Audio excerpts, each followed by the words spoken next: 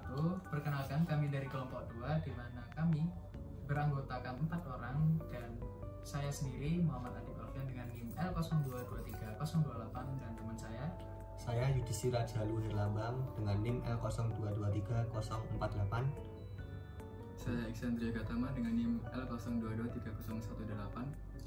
Dan terakhir saya Kenza Telanandana Wijaya dengan NIM L0223-024.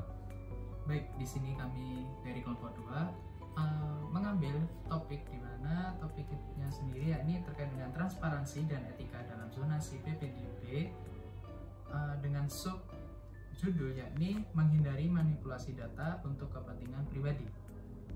Baik, mungkin secara garis besar kita pembahasan terkait dengan sistem zonasi ini. Apa sih sistem zonasi ini sendiri? Sistem zonasi adalah sistem di mana yang diterapkan oleh pemerintah pada tahun 2017 kemarin, di mana sistem ini sendiri bertujuan untuk menghindari adanya sekolah favorit dan non favorit. Dalam transparansi dan etika dalam zonasi PPDB sendiri ya, sering terdapat manipulasi data untuk kepentingan pribadi dan berbagai masalah yang terkait dengan penerapan zonasi PPDB. Meskipun kebijakan zonasi bertujuan untuk mempromosikan kesetaraan pendidikan dan menghilangkan label sekolah favorit dan non favorit, pelaksanaannya menghadapi masalah etika dan transparansi. Nah, dalam pembahasan kita yaitu mengenai etika seorang ahli data. Nah, seorang ahli data ini memiliki tanggung jawab yang besar untuk menjaga integritas dan keakuratan data domisili yang digunakan sebagai dasar penerimaan siswa. Namun, pelanggaran kode etik dalam profesi ini dapat terjadi apabila seorang ahli data dengan sengaja atau lalai memanipulasi data untuk keuntungan pihak tertentu, seperti mengubah radius zonasi, menyembunyikan kelemahan sistem, atau mengabaikan verifikasi data yang akurat. Nah, tindakan ini tidak hanya mengurangi kredibilitas proses PPDB sendiri, tapi juga berpotensi menciptakan ketidakadilan bagi peserta didik yang dirugikan akibat manipulasi data.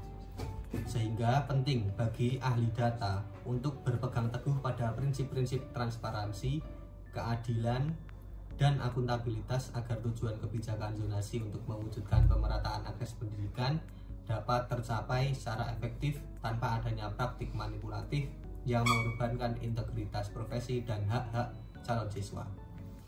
Mungkin itu untuk pendahuluan video ini. Selanjutnya Akan dilanjut dengan pembahasan. akan dilanjutkan pembahasan oleh kita satu persatu.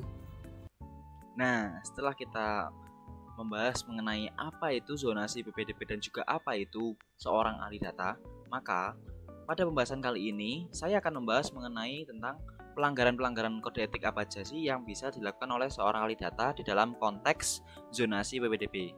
Nah, yang pertama yaitu ada manipulasi data domisili. Nah, manipulasi data domisili ini termasuk pelanggaran yang sangat berat karena hal ini bertujuan untuk mengakomodasi kepentingan pribadi.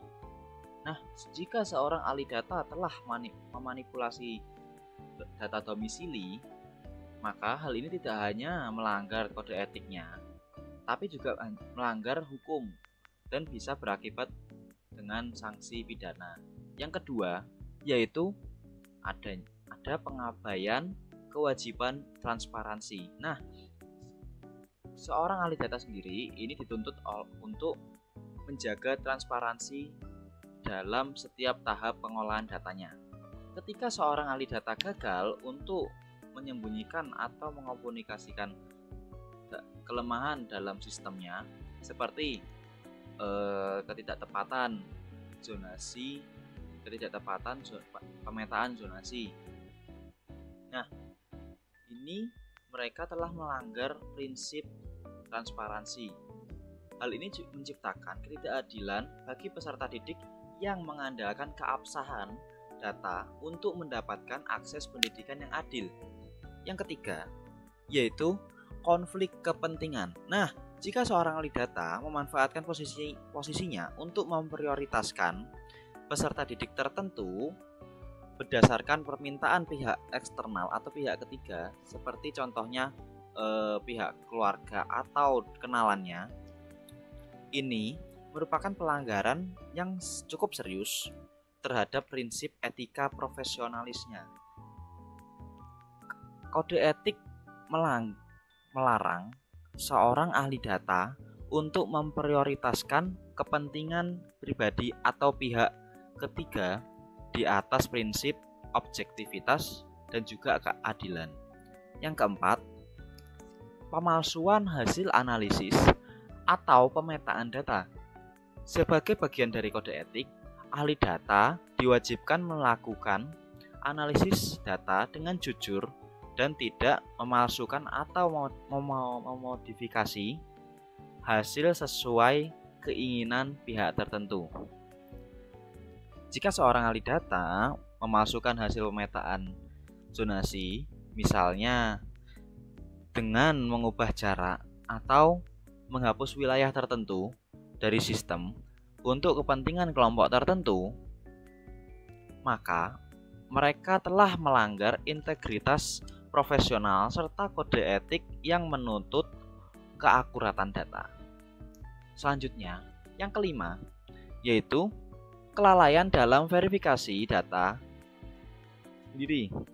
Kode etik profesional menuntut seorang ahli data untuk menjalankan tugasnya dengan penuh tanggung jawab, termasuk melakukan verifikasi data secara menyeluruh. Nah, kelalaian dalam memverifikasi data domisili yang mengakibatkan penerimaan peserta didik yang tidak memenuhi syarat mencerminkan kurangnya profesionalisme dan etika kerja seorang ahli data. Ahli data memiliki tanggung jawab untuk memastikan bahwa setiap data yang mereka kelola sudah diverifikasi dan divalidasi dengan baik untuk menghindari ketidakadilan. Selanjutnya, yang keenam, yaitu pelanggaran privasi data. Seorang ahli data bertanggung jawab untuk melindungi kerahasiaan data peserta didik dan domisili mereka. Pelanggaran terhadap privasi seperti membocorkan informasi pribadi seorang peserta didik untuk pihak-pihak tertentu tanpa izin tentunya, melanggar etika kerahasiaan yang merupakan pilar penting seorang profesi data. Etika kerja menuntut ahli data menjaga privasi dan keamanan data sensitif dalam sistem PPDB, serta memastikan bahwa data tersebut hanya digunakan sesuai peruntukannya. Lalu, yang ketujuh, yaitu yang terakhir, adalah memanipulasi teknologi sendiri dalam sistem PPDB. Dalam beberapa kasus, seorang ahli data mungkin tergoda untuk memanfaatkan teknologi secara manipulatif. Misalnya dengan mengubah algoritma yang menentukan penerimaan peserta didik berdasarkan zonasi. Tindakan ini bertentangan dengan prinsip keadilan dan juga netralitas yang dipegang oleh kode etik seorang ahli data itu sendiri. Sistem penerimaan yang didesain untuk memberikan akses pendidikan yang merata seharusnya tidak disalahgunakan demi pihak-pihak tertentu. Nah, pelanggaran kode etik dalam kasus transparansi dan etika dalam zonasi PPDB ini sendiri dapat berdampak signifikan terutama dalam hal kepercayaan publik dan integritas sistem pendidikan. Nah, selanjutnya akan saya serahkan ke teman saya. Silahkan.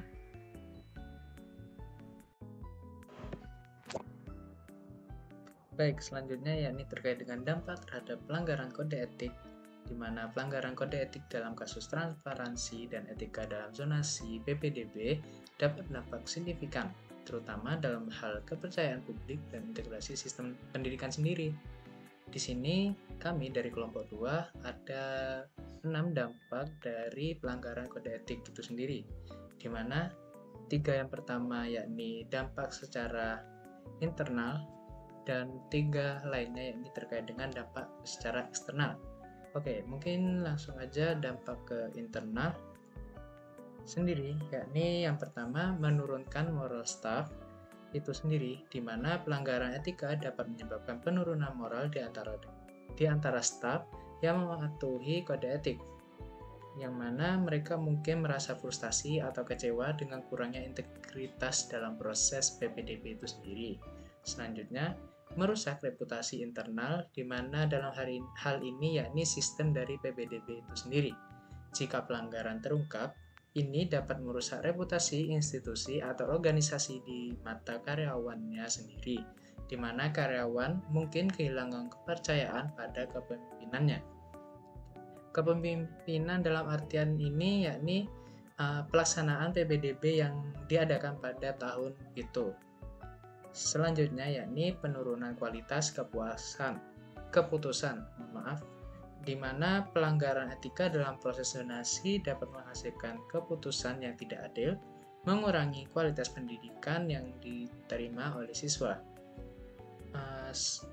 Hal ini dapat diartikan bahwa kualitas siswa yang diterima lewat jalur PPDB, jalur zonasi, tidak seperti siswa yang keterima dengan jalur zonasi secara baik.